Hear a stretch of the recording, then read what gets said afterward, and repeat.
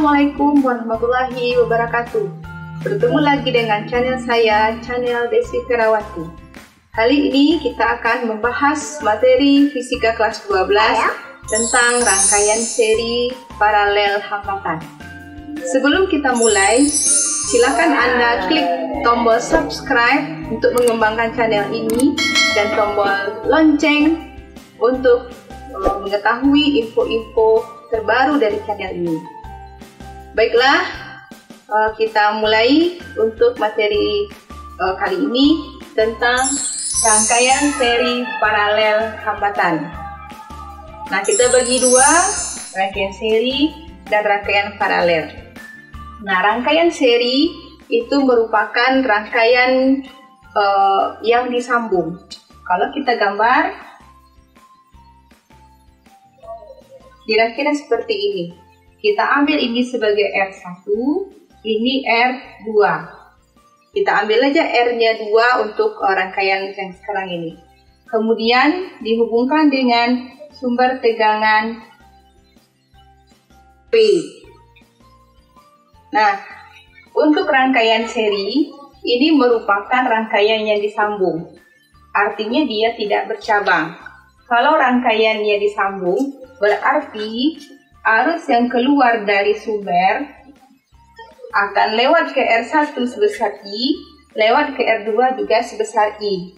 Artinya, I yang keluar dari sumber sama masuk ke R1, sama juga masuk ke R2. Nanti kembali lagi arusnya keluar sebesar I. Kita tulis I sumber sama dengan I yang lewat ke R1 sama dengan I yang lewat ke R2. Kemudian V yang keluar dari sumber akan dibagi sebagian ke R1, sebagian lagi ke R2. Artinya V sumber itu merupakan jumlah dari V yang masuk ke R1 ditambah dengan V yang masuk ke R2. Nah, sehingga karena V-nya yang dibagi, maka rangkaian seri dinamakan dengan rangkaian pembagi tegangan. Artinya, tegangan sumber dibagi ke R1, dibagi ke R2. Nah, untuk rangkaian pengganti R, maka kita dapatkan rangkaiannya R1 tambah R2. Kalau sekiranya R yang dipasang dalam rangkaian lebih dari 2, maka nanti kita tambah R3, tambah R4, tambah R seterusnya untuk rangkaian seri. Ini artinya rangkaian seri itu merupakan rangkaian yang paling besar dari dua rangkaian R1, R2 yang kita pasang. Kalau kita inginkan R penggantinya lebih besar, maka rangkaian hambatan kita rangkai secara seri.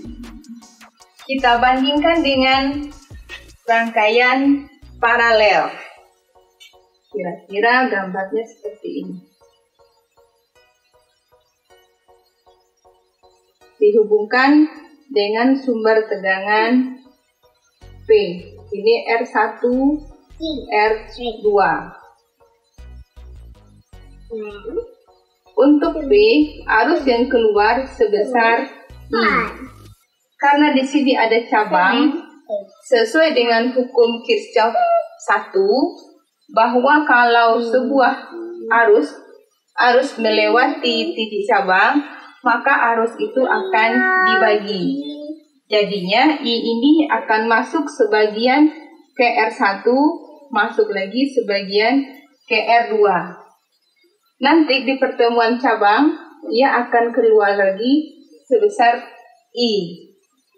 Jadi, untuk rangkaian paralel, arusnya dibagi sesuai dengan hukum Kirchhoff 1, karena dia bercabang. Nah, jadi di sini I yang keluar dari sumber sama dengan I1 ditambah I2. Karena arusnya yang dibagi, maka rangkaian paralel namanya pembagi arus. Nah, kemudian untuk tegangan V yang keluar dari sumber ini akan sama masuk ke R1, sama lagi masuk ke R2. Jadi V sumber sama dengan V1 sama dengan V2. Untuk membedakan dengan seri paralel ini kita bikin paralel atau total, V total, V total. Sehingga untuk kita mencari R penggantinya sama dengan 1/R1 tambah 1/R2. Artinya rangkaian paralel itu menghasilkan rangkaian yang paling kecil dari R yang kita pasang di dalam rangkaian. Nah, kemudian apa manfaat atau keuntungan serta kelemahan dari masing-masing rangkaian? Kalau rangkaian seri itu kelemahannya, kalau misalnya satu filamen R ini terputus, maka sambungan rangkaian kita akan terputus. Berarti arus tidak akan lewat. Dengan arti kata, maka R ini kalau sekiranya lampu, maka lampunya tidak akan menyala. Nah, kalau untuk rangkaian paralel, walaupun salah satu dari rangkaian R ini filamennya terputus atau lampunya terputus, maka yang lainnya tetap menyala. Nah, demikianlah materi kita kali ini. Nah, untuk memantapkan materi kita yang tentang rangkaian seri paralel, marilah kita coba membahas satu buah contoh soal tentang rangkaian seri dan paralel.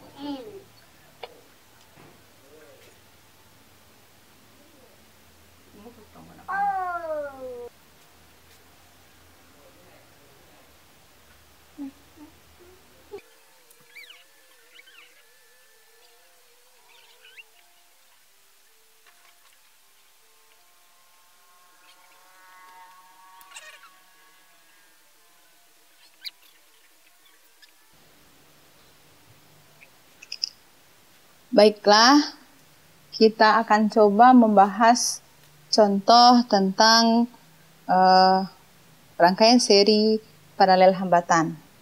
Ada 5 buah R, R1 8 ohm, R2 4 ohm, R3 8 ohm, R4 8 ohm, R5 8 ohm, kemudian dihubungkan dengan 6 volt, sumber tegangan 6 volt. Yang ditanya berapakah arus yang mengalir pada R2? Berarti berapa arus yang lewat pada R2. Nah, kelihatannya rangkaiannya rumit. Tapi ini cukup mudah untuk menyelesaikannya. Kita perhatikan dulu. Kita kembali ke konsep tadi. Kalau rangkaian paralel itu adalah rangkaian pembagi arus. Sedangkan rangkaian seri, rangkaian pembagi tegangan. Nah, kalau dia pembagi arus berarti tegangan yang lewat sama. Kalau dia pembagi tegangan, berarti arus yang lewat sama. Kita perhatikan rangkaian. Sebuah rangkaian hubungan dengan 6 volt. Bercabang. Berarti arus yang lewat ini akan dibagi. Sedangkan V yang lewat ke masing-masing cabang sama. Berarti dari gambar ini, kita jawab. Nah, V sumber ini sama dengan V yang lewat R1 lewat R2 sebesar 6 volt. Kenapa sama? Karena rangkaiannya paralel. Rangkaian paralel pembagi arus. Nah, kalau udah dapat nilai V-nya 6 volt, berarti kita akan cari berapa I yang lewat ke sini. I12 sama dengan V12 per R12.